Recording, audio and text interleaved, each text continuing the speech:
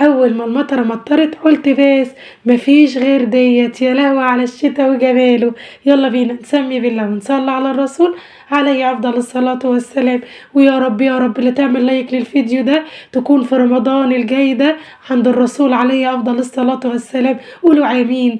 اول حاجه معايا انا جبت معايا اللحمه بتاعتي وعليها بصلايه مبشوره صغيره وبضايه وحبه من البقدونس وملح وفلفل اسمر وبابريكا وحبه صغيرين من البيكنج باودر، واعجن اللحمه بتاعتي لمده 5 دقايق.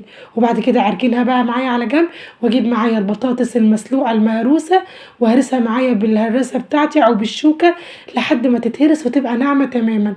انا مستعمله كيلو من البطاطس المهروسه من البطاطس المسلوقه، والبطاطس الجديده بقى نازله وماليه الدنيا وجميله جدا. وجبت معايا بقى معلقتين من عشة الحليب وعليهم ربع كوبايه من اللبن الدافي، انا مدفيه اللبن خالص، واحطه بقى معايا على البطاطس ومعاهم حبه ملح وفلفل اسمر، واعجن بقى كل دوت واقلبه ببعضه لحد ما الخليط يبقى ناعم معايا زي ما انتوا شايفين كده.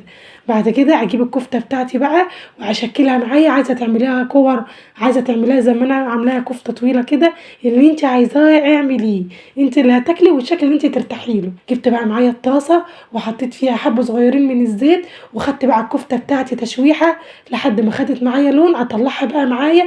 وفي نفس ذات الطاسه حطيت معايا جبت بصلايه متقطعه جوانح وحطيتها، وحطيت عليها معلقه من السكر او نص معلقه من السكر وحبه ملح وفلفل اسمر ومعلقتين كبار من الصويا صوص، وممكن تستغني عنه تماما وتكتفي بالسكر. وقلبته لحد ما تكرمل ودبل معايا تماما. اجيب بقى معايا البطاطس وافردها معايا في الصينيه، واحط معايا بقى طبعا اللي فوقها البصل المكرمل، وبعد كده الكفته بتاعتي ارصصها وعليهم رشه كده، مش رشه، كتري بقى انت اللي هتاكلي كتري، واحنا في الشتاء عايزين اللي يدفينا. حطيت الجبنه الموتزاريلا وانا ما توصاش فيها، لازم اكتر كده علشان انا ارتاح. كترتها ودخلتها الفرن، طلعت معايا ريحتها علبه البيت حرفيا، رهيبه وجميله جدا. لو عملتيها مش هتبطلي، لو كلتيها ودوتيها مش هتبطلي تعمليها. شايفين جمالها وحلاوتها؟ رهيبه جميله وطعمها خطير.